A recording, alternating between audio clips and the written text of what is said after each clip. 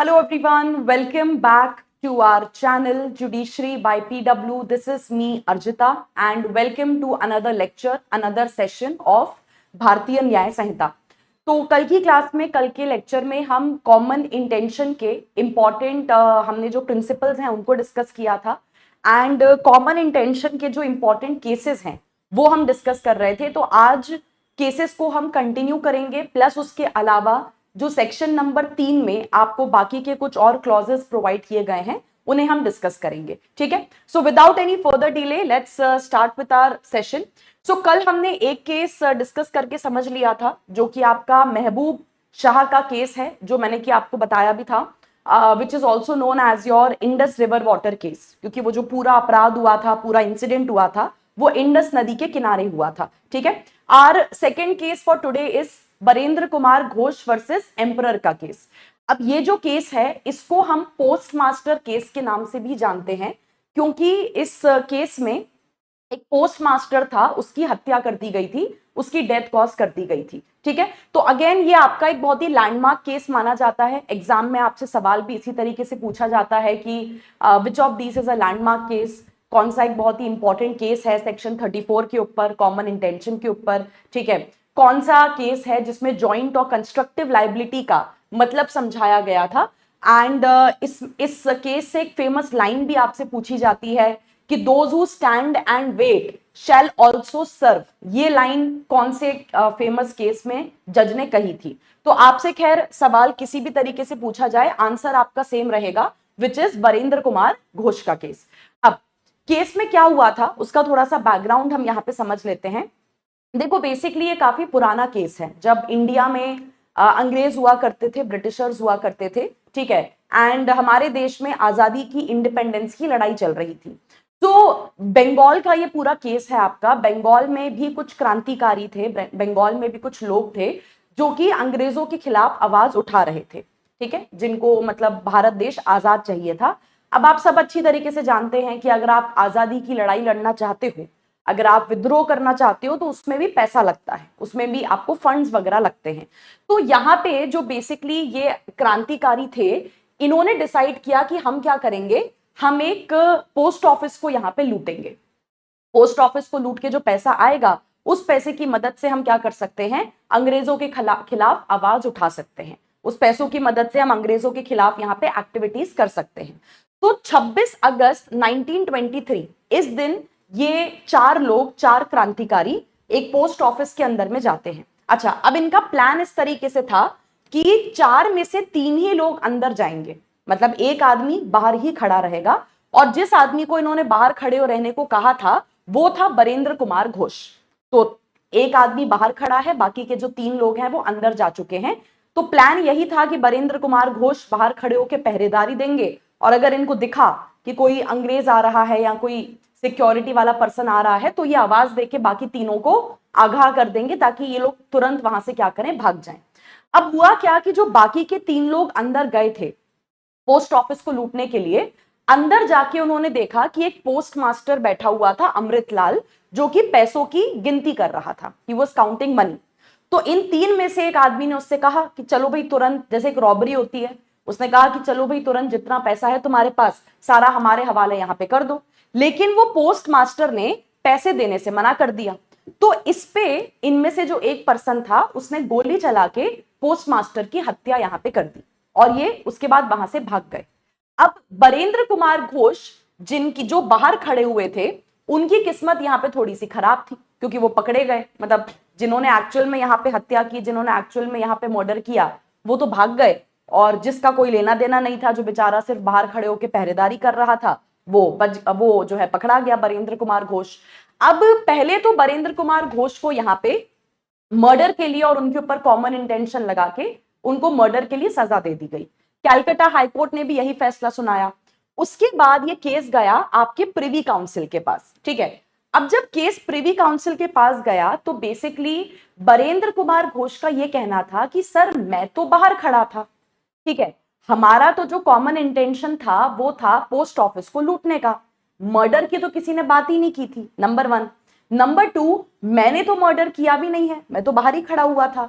तो जिसने मर्डर किया है उसको सजा दो ना, मुझे क्यों मर्डर के लिए यहाँ पे सजा दी जा रही है। इस बेसिस पे बरेंद्र कुमार घोष ने अपने कन्विक्शन को चैलेंज किया था। Now when the case went to privy council, तो प्रिवी काउंसिल के सामने इस केस में 3 इश्यूज थे, 3 कंसर्न्स थे। पहला इशू यहाँ पे ये था कि अगर एक ग्रुप किसी अपराध को करने के लिए जाता है, उस ग्रुप का एक पर्सन हत्या कर देता है, एक पर्सन मर्डर कर देता है, बाकी के जो लोग हैं उन्होंने बेशक हत्या नहीं की है, उन्होंने बेशक मर्डर नहीं किया है, क्या फिर भी हम उनको मर्डर के अपराध के लिए सजा दे सकते हैं, कॉन्विक्ट कर सकते हैं? ये पहला सवाल है। दूसरा सवाल इस केस में यह था कि जो सेक्शन 34 आईपीसी या सेक्शन 3 क्लॉज 5 भारतीय न्याय संहिता में जो क्रिमिनल एक्ट वर्ड यूज किया गया है, इसका मतलब क्या होता है। और तीसरा सवाल यह था कि क्या सेक्शन 34 या कॉमन इंटेंशन अपने आप में एक अलग अपराध है या सिर्फ ये एक एविडेंस का रूल है। ये 3 सवाल थे यहां पे किसके सामने, प्रिवी काउंसिल के सामने। अब प्रिवी काउंसिल ने देखो इसका एक एक करके जवाब दिया। पहले प्रिवी काउंसिल ने यहां पे ये कहा कि देखिए कॉमन इंटेंशन बेसिकली क्या है, जो लॉ में लिखा है उसका मतलब यहां पे कोर्ट ने समझाया, ठीक है। उसका मतलब जो है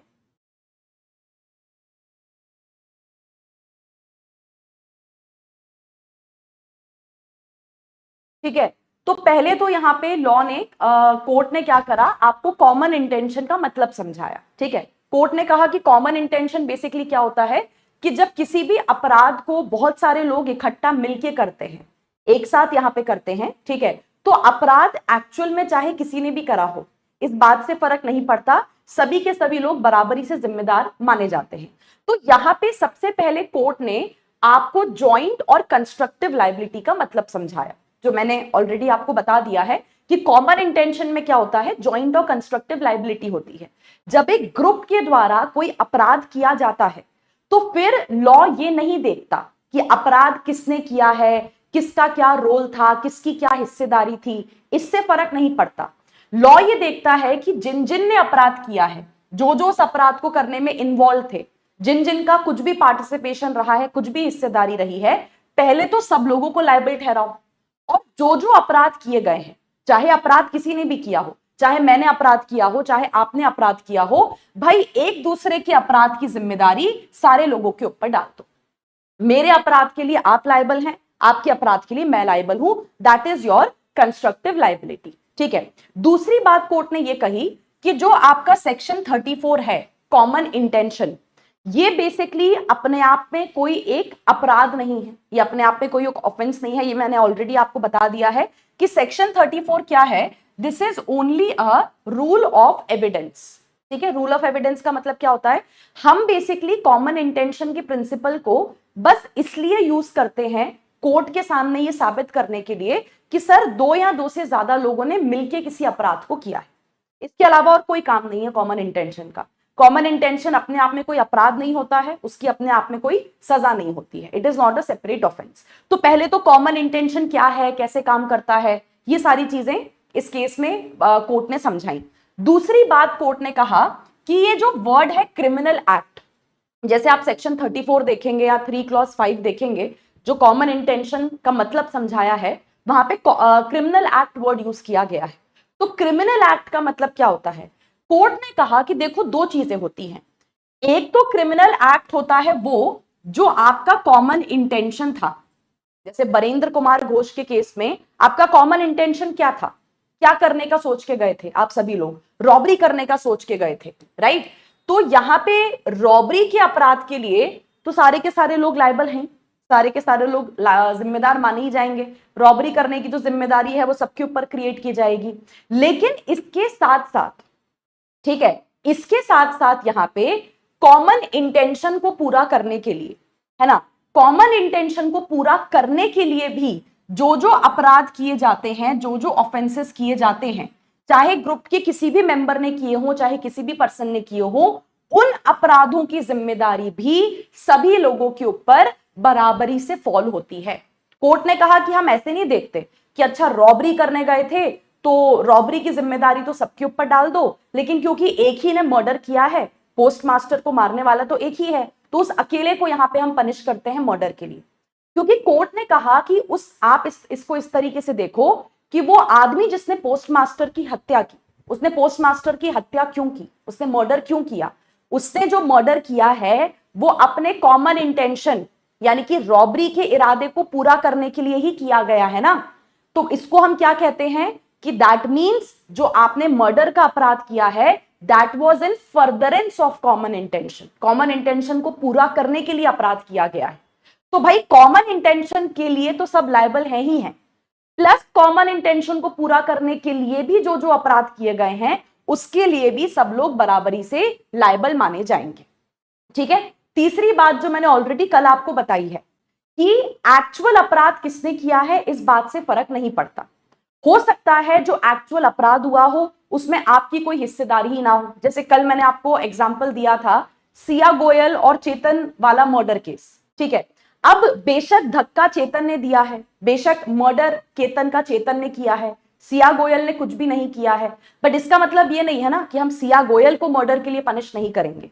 सिया गोयल भी उतनी ही बराबरी से मर्डर के लिए पनिश की जाएगी क्योंकि आपका और चेतन दोनों का यहां पे कॉमन इंटेंशन था। तो जो एक्चुअल अपराध हुआ है किसी भी केस में, रॉबरी हुई है, मर्डर हुआ है, एक्चुअल अपराध में हर पर्सन का कंट्रीब्यूशन रहा हो, हर पर्सन की हिस्सेदारी रही हो, this is not necessary. Law क्या देखता है? लॉ ये देखता है कि क्या ओवरऑल आपने अपने साथियों का, आपने अपने ग्रुप के लोगों का किसी भी तरीके से सपोर्ट किया है, किसी भी तरीके से हेल्प किया है। जैसे इस केस में बरिंदर कुमार घोष ना तो अंदर गया रॉबरी करने के लिए, ना बरिंदर कुमार घोष ने गोली चलाई, लेकिन भाई तुम बाहर खड़े होके अपने साथियों की मदद तो कर रहे थे ना, आप एज अ गार्ड एक्ट कर रहे थे ताकि वो अंदर जाके रॉबरी कर सकें, वो अंदर जाके मर्डर कर सके। ठीक है, मतलब आपके पार्ट पे जो कल मैंने आपको बताया था, आपके पार्ट पे अपराध को करने में ओवर्ट एक्ट तो नहीं है, लेकिन आपके पार्ट पे अपराध को करने में एक्टिव पार्टिसिपेशन जरूर है, कहीं ना कहीं तुम्हारा सहयोग रहा है, सपोर्ट रहा है अपराध को करने में। ठीक है, तो यहां पे पर्सन कहीं भी खड़ा हो, कोई पर्सन यहाँ पे जो है बाहर खड़ा हो, ठीक है, गेट पे खड़ा हो, कोई अंदर बगीचे में खड़ा हो, कोई ऊपर खिड़की पे खड़ा हो, कोई छत पे खड़ा हो, कोई अंदर कुछ और काम कर रहा हो, डज नॉट मैटर। तो हर वो पर्सन जो किसी ना किसी तरीके से अपराध को करने में कंट्रीब्यूट कर रहा है, सहयोग कर रहा है, वो सारे के सारे लोग यहाँ पे क्या माने जाएंगे? लाइबल माने जाएंगे। ठीक है, कोर्ट ने जैसे बरिंदर कुमार घोष से कहा कि चलो भाई मान लिया बरिंदर जी कि तुमने मर्डर नहीं किया, तुमने रॉबरी नहीं की, लेकिन तुम क्या कर रहे थे? वहां पे खड़े हुए थे बस, हैं, जोकरों की तरह, तुम्हें कुछ अता पता नहीं चल रहा था वहां पे क्या हो रहा था। कोर्ट ने कहा तुम अपने साथियों के साथ वहां पे आए, तुम्हारे जो साथी थे और तुम सबका एक ही कॉमन इंटेंशन था, क्या? पोस्ट मास्टर को लूटना, पोस्ट ऑफिस में रॉबरी करना, है ना? तो उसी कॉमन इंटेंशन से तुम अपने साथियों के साथ आए, उसके बाद तुम भी हथियार लेके आए। ठीक है, फिर वहां पे तुम अपने साथियों के कहने पे बाहर गेट पे रुक गए, तुम्हारे साथी अंदर चले गए और तुम बाहर गेट पे खड़े होके क्या कर रहे थे? पहरेदारी कर रहे थे, ताकि कोई आता तो तुम अपने साथियों को आवाज देके चिल्ला के बता देते और तुम सारे के सारे वहां से भाग जाते, तुम सारे के सारे वहां से एस्केप कर जाते। ठीक है, तो अगर तुम्हारे साथियों ने रॉबरी करी है या अगर तुम्हारे साथियों ने मर्डर किया है, मर्डर चलो आपका कॉमन इंटेंशन नहीं था, लेकिन मर्डर अपने रॉबरी के प्लान को एग्जीक्यूट करने के लिए ही किया गया है ना। तो जो अपराध आपका कॉमन इंटेंशन है उसके लिए सब लोग लायबल हैं, प्लस जो कॉमन इंटेंशन का अपराध है उसे पूरा करने के लिए भी जो जो अपराध किए जाते हैं उसके लिए भी सब लोग लायबल माने जाते हैं, वो भी सब लोगों का क्या कंसिडर किया जाता है? कॉमन इंटेंशन कंसिडर किया जाता है। ठीक है, तो ये आपका बरिंदर कुमार घोष का केस था। इसमें बेसिकली अल्टीमेटली बरिंदर कुमार घोष से कहा गया कि देखो सर ऐसा है, तुम्हारा चाहे रॉबरी में कोई इन्वॉल्वमेंट ना रहा हो, तुम्हारा चाहे मर्डर में कोई इन्वॉल्वमेंट ना रहा हो, डज नॉट मैटर, आप दोनों अपराध के लिए लायबल माने जाएंगे, एज सिंपल एज दैट। आप में और आपके साथियों में जो अंदर गए थे कोर्ट के अंदर में, जो गए थे आपके पोस्ट ऑफिस के अंदर में, आप में और उनमें कोई भी अंतर नहीं है, कोई भी डिफरेंस नहीं। ठीक है, अगले केस पे आ जाइए। अगला केस है आपका Pandurang Tukiya and Bhiliya versus state of Hyderabad. इतना लंबा वैसे इसको याद रखने की जरूरत नहीं है, you can remember this as Pandurang versus state of Hyderabad का केस है 1955 का। ये अगेन एक बहुत ही इंपॉर्टेंट केस है क्योंकि जो आपका महबूब शाह का केस है, ठीक है, महबूब शाह का जो केस है, कहीं ना कहीं उस केस में कही गई बातों को इसी केस के अंदर में क्या किया गया है, वापस से रिटेरिएट किया गया है, वापस से उन प्रिंसिपल्स को एस्टैब्लिश किया गया है। सिमिलर इंटेंशन, कॉमन इंटेंशन के बीच में क्या डिफरेंस होता है वो इस केस में एक्सप्लेन किया गया है। ठीक है, अब यहां पे बेसिकली देखो क्या था, Pandurang versus state of Hyderabad के केस में देयर वर 5 पीपल, 5 लोगों के ऊपर ये इल्जाम लगा था कि इन 5 लोगों ने मिलके, एक आदमी है रामचंद्र शेलके, इसका मर्डर किया है। ठीक है, रामचंद्र शेलके का यहाँ पे मर्डर किया गया है। तो बेसिकली 5 लोग कौन थे, पांडुरंग, टुकिया, भिलिया और इनके अलावा 2 और बंदे थे यहाँ पे। तो इन पे बेसिकली इल्जाम ये था कि इन सब लोगों ने यहाँ पे रामचंद्र शेलके के ऊपर अटैक किया, हमला किया, एक्सिस का इस्तेमाल करके, है ना, लकड़ियों वगैरह का इस्तेमाल करके, जिससे रामचंद्र शेलके को बहुत बुरी तरीके से इंजुरीज आई, बुरी तरीके से वो घायल हो गए और इवेंचुअली इतनी बुरी तरीके से मारे पीटे गए थे तो उनकी डेथ यहाँ पे हो गई। अब यहाँ पे पहले तो सुप्रीम कोर्ट को ये देखना था कि क्या इनका कॉमन इंटेंशन था, मतलब 5 लोगों का एक साथ एक आदमी के ऊपर हमला कर देना एक ही टाइम पे, दैट कैन बी, तो क्या हम ये कह सकते हैं कि वो 5 लोगों ने कॉमन इंटेंशन के साथ यहाँ पे हमला किया है? और अगर कॉमन इंटेंशन के साथ हमला किया है तो फिर चाहे डेथ, मर्डर रामचंद्र शेलके का किसी ने भी किया हो, तो इसका मतलब ये होगा कि 5 के 5 लोग मर्डर के लिए लायबल माने जाएंगे, मतलब जॉइंट और कंस्ट्रक्टिव लायबिलिटी क्रिएट हो जाएगी यहाँ पे। तो यहाँ पे सुप्रीम कोर्ट के सामने एग्जैक्टली इश्यूज क्या थे? पहला तो ये था कि भाई कॉमन इंटेंशन होता क्या है, what do you mean by common intention? ठीक है, मतलब कॉमन इंटेंशन क्या है, इसको कैसे हम साबित करते हैं।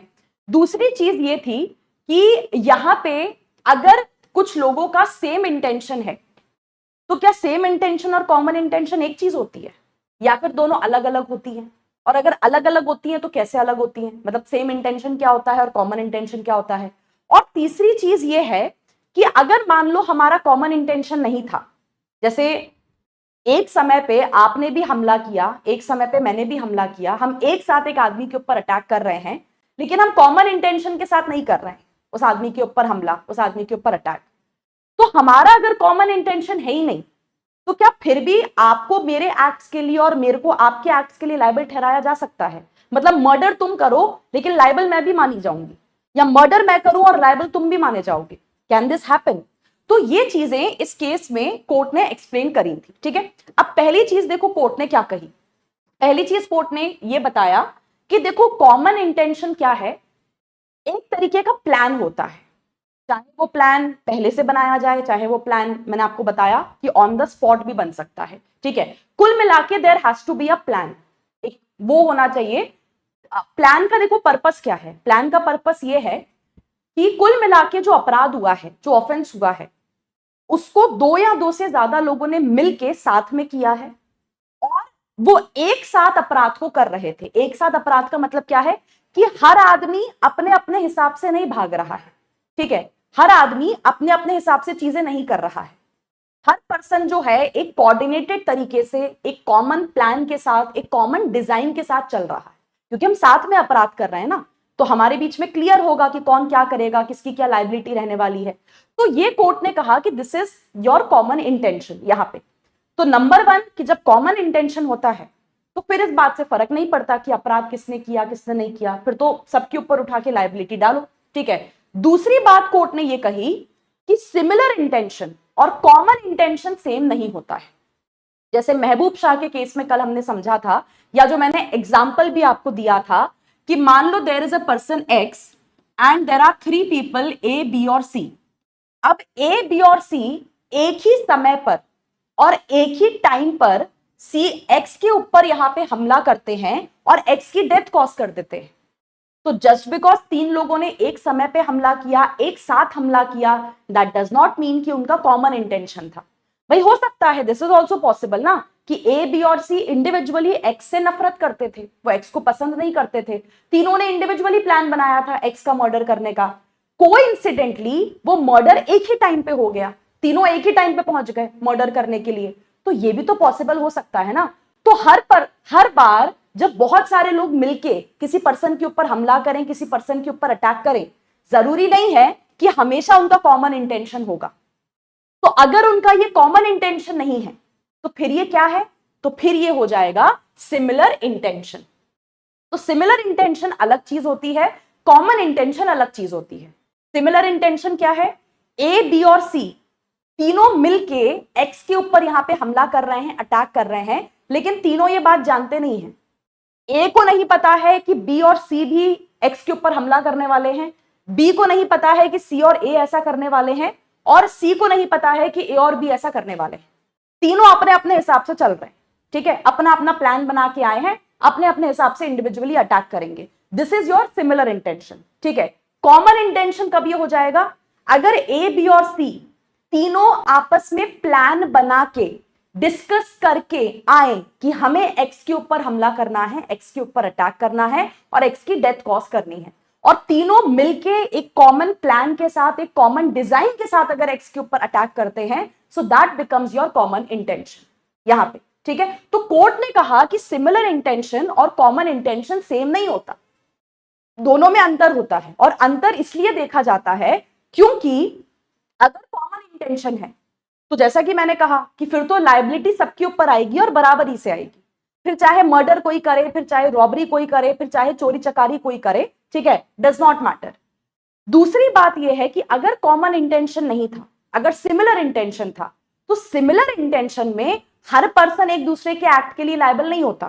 भाई तुमने मर्डर किया उसके लिए मैं क्यों लायबल मानी जाऊंगी, या तुमने चोरी चकारी की उसके लिए मैं क्यों लायबल मानी जाऊंगी, हमारा कॉमन इंटेंशन थोड़ी ना है। सिमिलर इंटेंशन में हर पर्सन अपने अपने एक्ट के लिए, अपनी अपनी ड्यूटीज, अपने अपने अपराधों के लिए क्या माना जाता है? लायबल माना जाता है, ठीक है। तो यहां पे कोर्ट ने कहा कि सेक्शन 34 जो है कॉमन इंटेंशन जो है, या सेक्शन 3 क्लॉज 5 जो है, जब ये अट्रैक्ट होता है सिर्फ तब जॉइंट और कंस्ट्रक्टिव लायबिलिटी मानी जाती है। जॉइंट और कंस्ट्रक्टिव लायबिलिटी, या इसको आप वाइकेरियस लायबिलिटी भी कह सकते हो, जहां पे आप लोग एक दूसरे के एक्ट्स के लिए लायबल हो जाते हैं। लेकिन सिमिलर इंटेंशन में आप लोग एक दूसरे के एक्ट्स के लिए लायबल नहीं होते, वहां पे हर पर्सन अपने अपने काम के लिए लायबल होता है।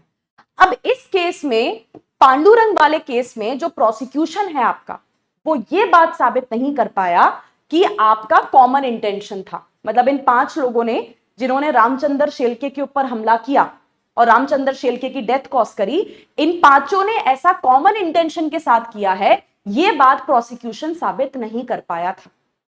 तो दैट मींस कोर्ट ने क्या कहा? कोर्ट ने कहा कि दैट मींस ये सिमिलर इंटेंशन तो हो सकता है, लेकिन ये कॉमन इंटेंशन नहीं हो सकता। अब जब सिमिलर इंटेंशन है, तो फिर ये जो पर्सन है मिस्टर पांडुरंग, है ना, इन्होंने यहां पे डेथ कॉज करी है, या इन्होंने रामचंद्र शेलके को यहां पे मारा है, इस बात का कोई सबूत नहीं है, ना ही इनका कॉमन इंटेंशन था यहां पे। तो पांडुरंग को हम यहां पे मर्डर के लिए पनिश नहीं कर सकते, क्योंकि कॉमन इंटेंशन नहीं है, नंबर 1। तो डेथ कोई और करे तो पांडुरंग कैसे लायबल हो जाएगा? उसके लिए कॉमन इंटेंशन चाहिए, जो है नहीं आपके पास। दूसरी बात यह कि यहां पे सिमिलर इंटेंशन है, और सिमिलर इंटेंशन में हर पर्सन अपने अपने काम के लिए लायबल होता है। तो पांडुरंग ने क्योंकि डेथ नहीं कॉज की है, तो फिर वो मर्डर के लिए कैसे लायबल हो जाएगा? तो उसे हमें यहां पे क्या करना पड़ेगा? मर्डर का कन्विक्शन हमें हटाना पड़ेगा, रिमूव करना पड़ेगा, ठीक है। इसके अलावा 3 और केसेस हैं, ये आप नोट डाउन कर सकते हैं, इनको आप लिख लीजिएगा एग्जाम में, अगर ज्यादा केस लॉज आपको लिखने हो या याद ना आए केस लॉज। एक आप Kripal Singh versus state of Uttar Pradesh का केस ध्यान रख सकते हो, जो मैंने ऑलरेडी आपको बताया हुआ है कि किसी भी केस में कॉमन इंटेंशन लगाने के लिए सिर्फ आपका क्राइम सीन के ऊपर प्रेजेंट होना जरूरी नहीं है, ठीक है। सिर्फ क्राइम सीन के ऊपर प्रेजेंट होने से कुछ नहीं होगा। क्राइम सीन पे प्रेजेंट होना एक बात होती है, लेकिन इंपॉर्टेंट क्या है कि आपका अपराध में किसी तरीके का पार्टिसिपेशन, किसी तरीके का सहयोग होना चाहिए। आप चाहे कुछ भी कर रहे हो, डज नॉट मैटर, लेकिन अगर आपने अपने ग्रुप का किसी भी तरीके से साथ नहीं दिया है, सपोर्ट नहीं दिया है, सिंपल भाषा में अगर आपका एक्टिव पार्टिसिपेशन नहीं रहा है, तो वो पर्सन कॉमन इंटेंशन के अंदर में नहीं आ सकता, number 1। Second is Rajesh Govind जगेशा वर्सेस स्टेट ऑफ महाराष्ट्र, ये 2000 का केस है। इसमें बेसिकली कोर्ट ने यही बात कही जो कल मैंने आपको एग्जांपल भी दिया था, कि कॉमन इंटेंशन अगर हम चाहें, ठीक है, कॉमन इंटेंशन अगर हम चाहें तो क्या कर सकते हैं? ऑन द स्पॉट भी डेवलप कर सकते हैं, राइट। दिस इज नॉट, ये बिल्कुल भी नेसेसरी नहीं है कि हमने अगर कोई प्लान बना के अपराध किया है और वो प्लान अगर बहुत महीनों से, सालों से, दिनों से बनता हुआ चलता आ रहा है, सिर्फ तभी वहां पे कॉमन इंटेंशन लगेगा। कल मैंने एग्जांपल दिया भी था कि common intention on the spot भी डेवलप हो सकता है, उसे देखने के, उसे चेक करने के अलग पैरामीटर्स होते हैं। तीसरा है चेलप्पा वर्सेस स्टेट, 2020 का केस है। इसमें अगेन यही बात कही गई है जो बरेंद्र कुमार घोष के केस में भी कही गई है, ठीक है, कि जो कॉमन इंटेंशन होता है that is not a separate offence. कोई अपराध नहीं है कॉमन इंटेंशन अपने आप में, उसकी कोई सजा नहीं होती है, सिर्फ एक रूल ऑफ एविडेंस है। सिर्फ ये साबित करने में आपको हेल्प करता है कि भाई दो या दो से ज्यादा लोगों ने एक साथ मिलकर अपराध किया है। तो जैसे ही आप कॉमन इंटेंशन साबित कर दोगे, आप उनको क्या कर सकते हैं, एक साथ बराबरी से पनिश कर सकते हैं। एंड इसके साथ साथ Jasdeep Singh versus state of Punjab का केस है कि mayor common intention without action in furtherance is insufficient. That means कि अगर मान लो 3 लोग हैं ए, बी और सी, तीनों ने मिलकर प्लान बनाया है कि ठीक है हम क्या करेंगे, हम एक्स पर्सन का जाके मर्डर करेंगे, ठीक है, प्लान बनाया है, मतलब तीनों का इंटेंशन यहां पे डेवलप हो चुका है, तीनों का यहां पे दिमाग इस चीज पे क्लैरिटी पे आ चुका है कि हमें एक्स पर्सन का मर्डर करना है। उसके बाद तीनों के तीनों क्या कर देते हैं, यहां पे प्लान को ड्रॉप कर देते हैं। 3 ऑफ देम डिसाइड कि नहीं अब नहीं करना मर्डर, छोड़ो जाने दो एक्स को यहां पे। तो यहां पे अब कॉमन इंटेंशन नहीं लगेगा, ठीक है। कॉमन इंटेंशन सिर्फ किसी अपराध के बारे में सोचने से या किसी अपराध का प्लान बनाने से नहीं लग जाता, ठीक है। कॉमन इंटेंशन में यह जरूरी है कि अपराध होना भी चाहिए। अगर ऑफेंस नहीं होगा, ठीक है, if there is no action in furtherance of the intention, तो कॉमन इंटेंशन नहीं लग सकता। तो इंटेंशन प्लस एक्शन दोनों चाहिए कॉमन इंटेंशन लगने के लिए, अदरवाइज केस आपका वहां पे फेल हो जाएगा, ठीक है। Now section 3 sub clause number 6 की अगर हम बात करते हैं तो ये मैं ज्यादा डिटेल में नहीं बताऊंगी क्योंकि ये हम ऑलरेडी समझ चुके हैं। सेक्शन 3 क्लॉज 6 आपका स्टैट्यूटरी प्रोविजन है सिमिलर इंटेंशन का, ठीक है, सिमिलर इंटेंशन का। तो कॉमन इंटेंशन 3 सब क्लॉज 5 में है, similar intention 3 sub clause number 6 में है। यहां पे वही बात बताई गई है, एक बार हम रीड कर लेते हैं कि यहां पे अगर बहुत सारे लोग मिलके किसी अपराध को करते हैं, किसी एक्ट को करते हैं, if several persons participate in a act, यहां पे ध्यान से इसको पढ़ोगे तो डिफरेंस समझ में आएगा कि कॉमन इंटेंशन की और सिमिलर इंटेंशन की जो लैंग्वेज है दोनों में बहुत ज्यादा अंतर है। कॉमन इंटेंशन में आपको ऐसे वर्ड्स देखने को मिलेंगे कि एक प्लान बन रहा है ना, कोई प्री अरेंज्ड प्लान है, फिर उस प्लान को पूरा करने के आप अपराध करने के लिए जाते हो। यहां पे क्या लिखा हुआ है कि कोई अपराध हो रहा है और उस अपराध को करने में बहुत सारे लोग हिस्सेदारी ले रहे हैं, बहुत सारे लोग यहां पे पार्टिसिपेट कर रहे हैं, ठीक है। तो यहां पे हर पर्सन जो उस अपराध को करने में पार्टिसिपेट करता है, हर पर्सन जो उस अपराध को करने में पार्टिसिपेट करता है, हर पर्सन जो उस अपराध में कुछ ना कुछ हिस्सेदारी निभाता है, हर वो पर्सन क्या होगा, लायबल माना जाएगा। लेकिन अब यहां पे एक और चीज ध्यान रखना, ठीक है। कॉमन इंटेंशन में मैंने आपको बताया कि कॉमन इंटेंशन में जॉइंट और कंस्ट्रक्टिव लायबिलिटी दोनों चलती है, लेकिन सिमिलर इंटेंशन में सिर्फ जॉइंट लायबिलिटी चलती है, यानी कि वहां पे कंस्ट्रक्टिव लायबिलिटी नहीं होता है। जॉइंट लायबिलिटी का मतलब जैसे ए, बी और सी 3 लोग हैं, 3 लोगों ने यहां पे क्या करा है, एक्स पर्सन का मर्डर किया है, लेकिन इनका कोई कॉमन इंटेंशन नहीं था, इनका सिमिलर इंटेंशन था। यहां पे तीनों एक साथ कोई प्लान बना के नहीं आए थे एक्स का मर्डर करने के लिए, तीनों अपनी अपनी जगह एक्स का मर्डर करना चाहते थे, इंडिविजुअली अपने अपने हिसाब से आए थे एक्स का मर्डर करने के लिए। आपस में कोई इनका शेयर्ड वो नहीं था कि एक साथ जाएंगे और मर्डर करेंगे, ठीक है। अब सीधी सी बात है कि अगर तीनों ने यहां पे मिलकर एक्स का मर्डर किया है तो मर्डर के लिए ए भी लायबल है, बी भी लायबल है, सी भी लायबल है, छोड़ेंगे हम किसी को भी नहीं। तीनों यहां पे क्या माने जाएंगे, जॉइंटली लायबल तो माने जाएंगे, लेकिन यहां पे कंस्ट्रक्टिव लायबिलिटी नहीं आएगी, ठीक है। यहां पे कंस्ट्रक्टिव लायबिलिटी नहीं आएगी क्योंकि कॉमन इंटेंशन नहीं था। जैसे मान लो कि जब यहां पे प्रॉपर पोस्टमार्टम वगैरह होता है, मेडिकल एविडेंस वगैरह निकल के आता है, तो ये पता चलता है कि असल में एक्स की जो डेथ है वो सिर्फ बी और सी ने कॉज करी है। मार ए भी रहा था, लेकिन ए के मारने से ज्यादा असर पड़ा नहीं, उससे एक्स मरा नहीं। बी और सी ने जो भी किया है उससे एक्स की मौत हुई है। तो यहां पे क्या है, क्योंकि सिमिलर इंटेंशन है तो हर पर्सन अपने अपने अपराध के लिए लायबल माना जाएगा, जिसने जो किया है वो उसके लिए लायबल माना जाएगा। ठीक है, तो यहां पे ए को हम पनिश कर देंगे अटेम्प्ट टू मर्डर के लिए, और बी और सी यहां पे पनिश हो जाएंगे मर्डर के अपराध के लिए, क्योंकि भाई तुमने मर्डर किया है, ए ने यहां पे मर्डर नहीं किया है। तीनों जॉइंटली लायबल तो हो रहे हैं, तीनों के ऊपर लायबिलिटी क्रिएट हो रही है, क्योंकि तीनों का यहां पे अपराध में इन्वॉल्वमेंट है, लेकिन तीनों की कंस्ट्रक्टिव लायबिलिटी नहीं है। ये नहीं कि बी मर्डर कर रहा है तो ए और सी के ऊपर भी लायबिलिटी आ रही है मर्डर की। ठीक है, कंस्ट्रक्टिव लायबिलिटी नहीं है, हर पर्सन अपने अपने अपराध के लिए लायबल है, जिसने जो किया है उसके लिए ही वो लायबल माना जाएगा। ठीक है, तो बेसिकली सेक्शन 3 क्लॉज 6 में आपको बताया गया है सिमिलर इंटेंशन का प्रिंसिपल। अब आ जाइए सेक्शन 3 क्लॉज 7 के ऊपर। अच्छा, अब 3 क्लॉज 7 आपको ये चीज बताता है कि देखो, भारतीय न्याय संहिता में जब हम पढ़ेंगे कि कई सारे अपराध होते हैं, कई सारे ऑफेंसेस होते हैं, तो किसी भी अपराध को करने के 3 तरीके होते हैं। पहला तरीका क्या होता है कि आप कोई एक्ट कर सकते हैं।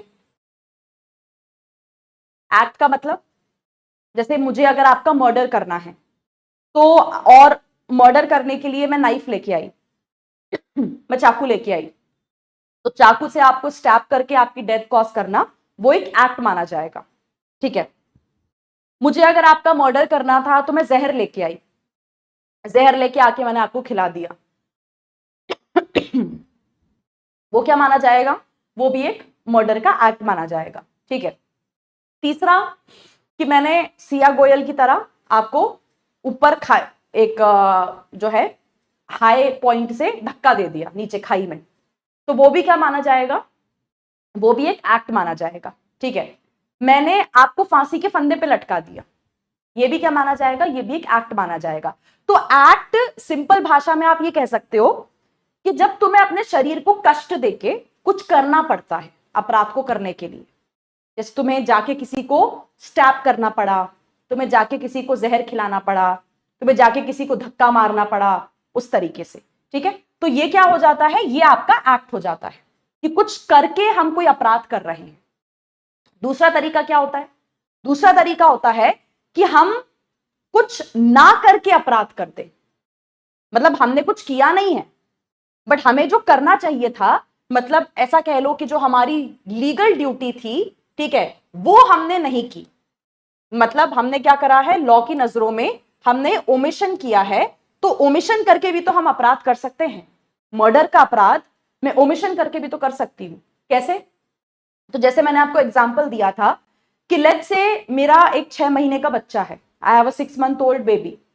अब वो जो 6 महीने का बच्चा है, वो सीधी सी बात है पूरी तरीके से मेरे ऊपर डिपेंडेंट है, क्योंकि 6 महीने का बच्चा खुद तो कुछ कर नहीं सकता, दे कांट मूव एनीवेयर। तो खाने के लिए, पीने के लिए, लाइफ की बाकी सारी बेसिक नेसेसिटीज के लिए वो पूरी तरीके से मेरे ऊपर डिपेंडेंट है। नाउ लेट्स से कि मैं वो बेसिक नेसेसिटीज उसकी पूरी करनी बंद कर दूं, मैं खाना देना बंद कर दूं, मैं पानी देना बंद कर दूं, और बेसिक जो उसका टेक केयर है वो मैं करना बंद कर दूं। अब 6 महीने का बच्चा ही तो है, कितना ही सर्वाइव कर पाएगा, मुश्किल से हफ्ता, 10 दिन, 15 दिन, eventually the baby is going to die, बच्चा मर जाएगा। ठीक है, अब यहां पे अगर लॉ के पॉइंट ऑफ व्यू से देखो तो यहां पे भी आपने क्या करा है, 6 महीने के बच्चे की डेथ ही तो कॉज करी है, उसका भी तो आपने मर्डर ही किया है। लेकिन क्या हमने कुछ करके मर्डर किया है, नहीं, हमने कोई ऐसा नहीं है उसका गला घोटा या उसको स्टैप कर दिया या कहीं से फेंक दिया, नहीं, कोई एक्ट नहीं किया हमने। हमें लेकिन जो करना चाहिए था, जो हमारी लीगल ड्यूटी थी, वो ना करके, ओमिशन करके हमने उसका मर्डर कर दिया, उसकी डेथ कॉज कर दी। ठीक है, कि जैसे जो मेरी जिम्मेदारी थी उस बच्चे की तरफ, वो मैंने पूरा नहीं किया, तो ऐसे भी अपराध हो सकता है। और तीसरा हो सकता है इन दोनों का कॉम्बिनेशन। जैसे कि आपका कोई बच्चा है छोटा, मतलब आपका नहीं, किसी का बच्चा है कोई छोटा, और वो माँ या वो फादर अपने बच्चे की डेथ कॉज करना चाहते हैं, तो पहले उन्होंने क्या किया, पहले उन्होंने उस बच्चे को खाना पीना देना बंद कर दिया। अब खाना पीना देना बंद करना मतलब अपनी लीगल ड्यूटी से पीछे हटना, मतलब ओमिशन करना। ठीक है, तो माँ बाप को लगा कि खाना पीना देना बंद कर देते हैं, बच्चा है कितना ही सर्वाइव करेगा, मर जाएगा थोड़े दिनों में। अब माँ बाप देख रहे हैं कि बच्चा मर ही नहीं रहा, 10 दिन हो गए, 15 दिन हो गए, 20 दिन हो गए, बच्चा सूख चुका है लेकिन मर नहीं रहा है, वीक हो चुका है बहुत ज्यादा लेकिन मर नहीं रहा है। अब माँ बाप ने गिव अप कर दिया, अब माँ बाप ने थक हार के बोला कि यार एक काम करो, उसका गला दबा के उसको मार दो। तो अब आपने उसका गला भी दबा डाला। तो यहां पे आपने क्या किया, पहले जब आप खाना नहीं दे रहे थे, जब आप उसको बेसिक उसकी नेसेसिटीज पूरी नहीं कर रहे थे, तब आप कर रहे थे ओमिशन यहां पे, और बाद में जब आपने उसका गला दबा के उसको मार दिया तो वहां पे आपने क्या किया, वहां पे आपने किया है एक्ट।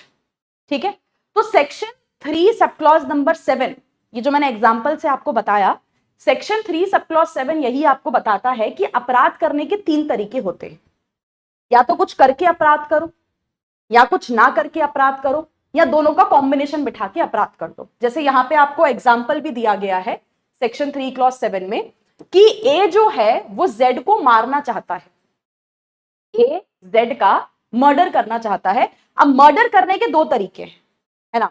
जैसे ए ने पहले क्या किया, ए ने पहले जेड को खाना देना बंद कर दिया, तो ये क्या है, ये हो रहा है ओमिशन। ए की लीगल ड्यूटी है जेड को खाना देना, और वो अपनी लीगल ड्यूटी पूरी नहीं कर रहा है, मतलब ओमिशन कर रहा है। ठीक है, और इसके साथ साथ उसने क्या करा, जेड को मार भी दिया, मतलब हो सकता है गला दबा दिया हो या पीट के मार दिया हो। ठीक है, तो ये हो गया एक्ट। तो खैर जो भी किया हमने, ओमिशन किया, एक्ट किया, what ever it is, eventually consequence क्या निकल के आया, जो हम चाहते थे कि जेड की डेथ हो गई, जेड की मृत्यु हो गई यहां पे। तो हमने जो अपराध किया है वो 2 चीजों का कॉम्बिनेशन बिठा के किया है, हमने ओमिशन भी किया है, हमने एक्ट भी किया है। तो अपराध दोनों तरीके से हो सकता है, एक्ट प्लस ओमिशन करके भी हो सकता है, सिर्फ एक्ट करके भी हो सकता है, और सिर्फ आपका ओमिशन करके भी हो सकता है। ठीक है, इसके बाद आ जाइए सेक्शन 3 सब क्लॉज नंबर 8 के ऊपर। अब ये जो पॉइंट है सेक्शन 3 सब क्लॉज नंबर 8, ये स्टूडेंट्स को बहुत ज्यादा कंफ्यूज करता है, क्योंकि स्टूडेंट्स को लगता है कि यहां पे भी किसकी बात हो रही है, कॉमन इंटेंशन की ही बात हो रही है या सिमिलर इंटेंशन की ही बात हो रही है। अब आपको यही बात यहां पे समझनी है कि 3 चीजें होती हैं। एक होता है कॉमन इंटेंशन, जो हम 3 के सब क्लॉज नंबर 5 में पढ़ के आए हैं। एक होता है सिमिलर इंटेंशन, जो हम 3 के सब क्लॉज नंबर 6 में पढ़ के आए हैं। और एक होता है इंटेंशनल कॉपरेशन। ठीक है, इसको क्या कहा जाता है, इसको कहा जाता है इंटेंशनल कॉपरेशन, मदद करना किसी अपराध में। यह दिया है सेक्शन 3 के सब क्लॉज नंबर 8 में। तो 3 चीजें होती हैं। अब ये कैसे काम करता है, व्हाट इज इंटेंशनल कॉपरेशन।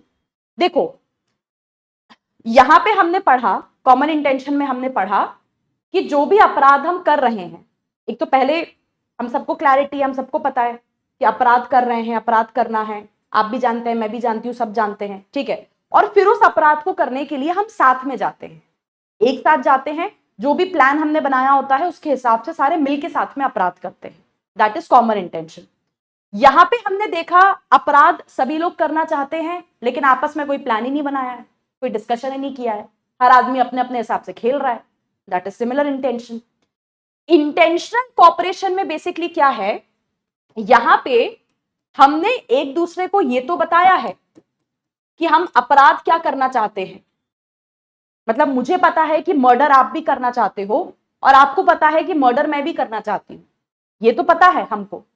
लेकिन फिर भी उस मर्डर को करने के लिए हम एक साथ नहीं जाएंगे, कभी थोड़ा सा मर्डर आप करके आएंगे, कभी थोड़ा सा मर्डर मैं करके आऊंगी, कभी थोड़ी सी चोरी आप करके आएंगे, कभी थोड़ी सी चोरी मैं करके आऊंगी। उस तरीके से अपराध हम एक ही कर रहे हैं, लेकिन अलग अलग टाइम पे कर रहे हैं, और अपराध को पूरा करने में एक दूसरे की मदद कर रहे हैं, सहयोग कर रहे हैं। डिफरेंस बस ये है कि एक टाइम पे नहीं कर रहे हैं और एक साथ नहीं कर रहे हैं, अलग अलग कर रहे हैं। ठीक है, अलग अलग टाइम पे कर रहे हैं, बस ये है कि हम एक दूसरे के दिमाग की बात जानते हैं कि भाई मर्डर तुमको भी करना है, मर्डर मुझे भी करना है, एक ही पर्सन का करना है, लेकिन एक साथ नहीं जाएंगे मर्डर करने के लिए कि एक साथ दोनों कॉमन प्लान बना के गए और एक साथ मर्डर करके आ गए, नहीं, जाएंगे अलग अलग जाएंगे और अपने अपने हिसाब से करके आएंगे।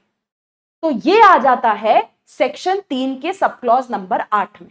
तो यहां पे आपको क्या बताया गया है, यहां पे पहली लाइन ही आपको यह बताई गई है कि कभी कभार कोई अपराध कैसे किया जा सकता है, अलग अलग छोटे छोटे छोटे छोटे एक्ट्स के थ्रू किया जा सकता है, डिफरेंट डिफरेंट एक्ट्स के थ्रू किया जा सकता है। हम किसी पर्सन को मार रहे हैं, हम किसी पर्सन का मर्डर कर रहे हैं, लेकिन झटके से नहीं मार रहे हैं उसको कि एक दिन गए और एक दिन जाके सारे मार के आ गए। पहले एक दिन आप थोड़ा मार के आए, फिर मैं मार के आई, फिर आप मार के आए, फिर मैं मार के आई, ऐसे धीरे धीरे धीरे धीरे करते वो आदमी अपने आप जो है वो मर गया। तो जो हमारा इंटेंशन था उस आदमी की डेथ कॉज करने का, वो इंटेंशन पूरा करने में हमने क्या करी है, एक दूसरे की हेल्प करी है, मदद करी है। That is intentional cooperation. साथ में चले जाते करने के लिए तो यही बन जाता कॉमन इंटेंशन हमारा, लेकिन हम साथ में नहीं गए हैं। ठीक है, तो बेसिकली यहां पे अगर आप लोग क्या करते हैं, कॉपरेट करते हैं, जो पूरा अपराध हुआ है, जो पूरा ऑफेंस हुआ है, उसमें अगर आपने अपराध करने में किसी भी तरीके से कॉपरेट किया है, आपका कुछ ना कुछ पार्ट वहां पे रहा है, कुछ ना कुछ हिस्सेदारी जो है वो यहां पे रही है, तो ये क्या बन जाता है, ये आपका बन जाता है इंटेंशनल कॉपरेशन। अब जैसे यहां पे देखो, आपको एग्जांपल से और क्लियर हो जाएगा। ए और बी दोनों अग्री करते हैं कि हम क्या करेंगे, जेड का मर्डर करेंगे।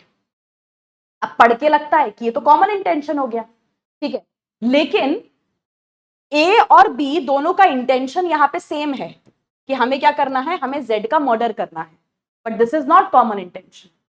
ये कॉमन इंटेंशन तब होता अगर ए और बी साथ में जाते जेड का मर्डर करने के लिए और मर्डर करके आ जाते, बट नहीं। देखो यहां पे ये क्या कर रहे हैं, ये डिसाइड करते हैं कि हम जेड को कैसे मारेंगे, जहर देके मारेंगे, और जहर भी अलग अलग टाइम पे देंगे। पहले तू जाना, तू थोड़ा सा जहर देके आना, फिर मैं जाऊंगा, मैं थोड़ा सा जहर देके आऊंगा। तो दोनों जो हैं इस तरीके से थोड़ा थोड़ा जहर जेड को देते हैं। पहले ए जाता है, ए देता है, फिर बी थोड़ा सा जहर देता है, फिर ए जाता है, फिर बी देता है। तो धीरे धीरे करके जब जेड के शरीर में जहर की क्वांटिटी, पॉइजन की क्वांटिटी बहुत ज्यादा हो गई, तो इवेंचुअली यहां पे जेड की जो है वो डेथ हो गई। ठीक है, अब यहां पे ए और बी ने क्या करा है, कॉमन इंटेंशन से अपराध नहीं किया है। वापस से बता रही हूं, कॉमन इंटेंशन कब होता, जब ये साथ में जाते अपराध करने के लिए। यहां पे अपराध हुआ है और ऐसा कहा जाएगा कि उस अपराध को करने में आपने एक दूसरे की मदद की है, आपने इंटेंशनल कॉपरेशन यहां पे किया है। और क्योंकि दोनों की वजह से यहां पे डेथ कॉज हुई है, दोनों की वजह से। अब देखो यार, जहर तो दोनों लोग दे रहे हैं ना, तो अब यहां पे देखो ऐसा नहीं है कि हम कंस्ट्रक्टिव लायबिलिटी लगा के इनको पनिश कर रहे हैं कि चाहे ए ने मर्डर किया हो चाहे बी ने मर्डर किया हो, लायबिलिटी दोनों की आएगी। यहां पे क्योंकि दोनों जहर दे रहे थे जेड को, और दोनों एक ही टाइम पे जहर दे रहे थे, ठीक है, मतलब एक ही ड्यूरेशन में ये सब कुछ चल रहा था, पहले एक जाता था फिर दूसरा जाता था। तो ऐसे केस में it is very difficult to find out कि एग्जैक्टली किसके जहर की वजह से जेड मरा होगा। भाई जहर तो दोनों दे रहे थे, तो इसलिए दोनों के ऊपर लाइबिलिटी क्रिएट की गई है फॉर मर्डर। दूसरा एग्जांपल यहां पे देखो, ए और बी जेल के जेलर हैं, ये एक कैदी है जेड, इसको संभालते हैं, और दोनों को जेड जो कैदी है वो 6-6 घंटे को संभालने को मिलता है। इनकी 6-6 घंटे की शिफ्ट लगती है दोनों जेलर्स की, और दोनों के दोनों ये जो जेड प्रिजनर है, कैदी है, इसको मारना चाहते हैं। तो ठीक है, मारना कैसे है, मारना ऐसे है कि अपन भाई जेड को खाना देना बंद कर देते हैं। अब अगर ये दोनों साथ में जाते हैं जेड का मर्डर करने के लिए, तो ये बन जाता कॉमन इंटेंशन, बट यहां पे कॉमन इंटेंशन नहीं है। यहां पे जब पहले ए अपनी शिफ्ट लगाता है 6 घंटे की, तब ए जो है वो खाना नहीं देता है उन 6 घंटों में जेड को। फिर जब बी की शिफ्ट लगती है 6 घंटे की, तो उन 6 घंटों में बी भी खाना नहीं देता है जेड को, और इवेंचुअली यहां पे क्या होता है, जेड की खाने ना मिलने की वजह से भूख से मौत हो जाती है। तो हम क्या कहेंगे कि ए और बी ने यहां पे क्या किया है, एक दूसरे की मदद की है, कॉपरेट किया है एक दूसरे के साथ जेड की डेथ कॉज करने में। तो दोनों के दोनों यहां पे क्या है, मर्डर के लिए गिल्टी है। Again very difficult to find out कि भाई किसके खाना ना देने की वजह से डेथ हुई है, दोनों ही खाना नहीं दे रहे हैं, तो इसलिए दोनों के ऊपर लायबिलिटी क्रिएट कर दी गई। अब तीसरा एग्जाम्पल यहां पे देखो, ठीक है, तीसरा एग्जाम्पल यहां पे देखो। तीसरा ये कह रहा है, अगेन एक कैदी है जेल के अंदर में जेड, जेलर है ए, और जेलर कैदी की डेथ कॉज करना चाहता है। तो जेलर डिसाइड करता है कि मैं एक काम करता हूं, कैदी को खाना देना बंद कर देता हूं। धीरे धीरे धीरे धीरे धीरे धीरे क्या होगा, कैदी कमजोर हो जाएगा और अपने आप यहां पे मर जाएगा। अब जो कैदी है जेड, ये कमजोर तो हो जाता है लेकिन ये मरता ही नहीं, जान बहुत थी इसके अंदर में। और जो कुछ समय के बाद ये जो ए जेलर था, इसे जेलर की नौकरी से हटा दिया जाता है और इसकी जगह नया जेलर ला दिया जाता है बी। अच्छा, बी भी सेम इंटेंशन के साथ आता है। ऐसा नहीं है कि मतलब बी ये जानता था कि मुझसे पहले वाला जो जेलर था वो भी जेड को भूखा रख रहा था, वो भी जेड को मारना चाहता था, ऐसा नहीं है। बी भी अपना खुद का इंटेंशन बनाता है कि भाई मुझे भी जेड को जान से मारना है, मुझे भी जेड की डेथ कॉज करनी है। तो बी भी वही करना शुरू कर देता है जो उसके पहले ए कर रहा था, वो भी खाना देना बंद कर देता है जेड को। अब इवेंचुअली बी के खाना ना देने की वजह से यहां पे क्या हुआ, जेड की डेथ हो गई। ठीक है, अब यहां पे बेसिकली यहां पे अगर कॉमन इंटेंशन होता तो चाहे डेथ ए ने कॉज करी होती या चाहे डेथ बी ने कॉज करी होती, इस बात से फर्क ही नहीं पड़ता, हम दोनों को यहां पे मर्डर के लिए जिम्मेदार ठहराते। लेकिन यहां पे क्या है, यहां पे ना तो कॉमन इंटेंशन है ना ही यहां पे सिमिलर इंटेंशन है। ठीक है, यहां पे इंटेंशनल यहां पे अपराध को करने में सहयोग हो रहा है, कॉपरेशन हो रहा है। तो यहां पे भी लाइबिलिटी कैसे बनती है, अपने अपने एक्ट की बनती है। ठीक है, अब जैसे ए है, ए भी जेड को यहां पे भूखा रख रहा था, लेकिन क्या ए के भूखा रखने की वजह से जेड मरा? नहीं मरा। तो ए की लाइबिलिटी यहां पे क्या बनेगी, ए की लाइबिलिटी यहां पे बनेगी अटेम्प्ट टू मर्डर की। मारना तो उसने भी चाहा लेकिन मार नहीं पाया। अल्टीमेटली जेड मरा किसकी वजह से है, बी की वजह से, कि बी ने खाना नहीं दिया, जेड ऑलरेडी काफी कमजोर था, तो इवेंचुअली जो डेथ हुई है वो बी की वजह से हुई है। तो बी की लायबिलिटी बनेगी यहां पे किस चीज की, मर्डर की। ठीक है, तो यहां पे जो आपका इंटेंशनल कॉपरेशन वाला ये पार्ट है, सेक्शन 3 का सब क्लॉज नंबर 8, ये थोड़ा बहुत सिमिलर इंटेंशन जैसा है। कैसे कि यहां पे हर पर्सन अपने अपने काम के लिए लायबल है, आप अपने अपने अपराध के लिए यहां पे जो है वो लायबल माने जाओगे। और इसमें जो है अगर किसी तरीके की कॉमन अंडरस्टैंडिंग होती भी है, अगर हमें एक दूसरे का इंटेंशन पता भी होता है, लेकिन क्योंकि ये हम एक साथ नहीं अपराध कर रहे होते हैं, एक टाइम पे नहीं कर रहे होते हैं, तो ये कॉमन इंटेंशन नहीं माना जाता है। ठीक है, तो वही चीज मैंने आपको बताई कि बेसिकली कॉमन इंटेंशन अलग है, सिमिलर इंटेंशन आपका अलग है और इंटेंशनल कॉपरेशन आपका अलग होता है।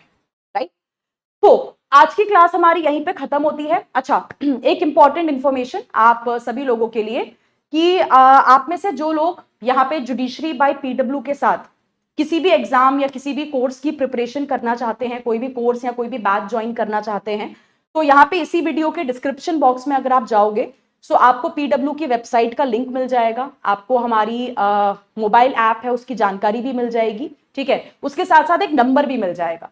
तो किसी भी बैच को या किसी भी कोर्स को ज्वाइन करने के लिए आप उस नंबर पे भी कांटेक्ट कर सकते हो।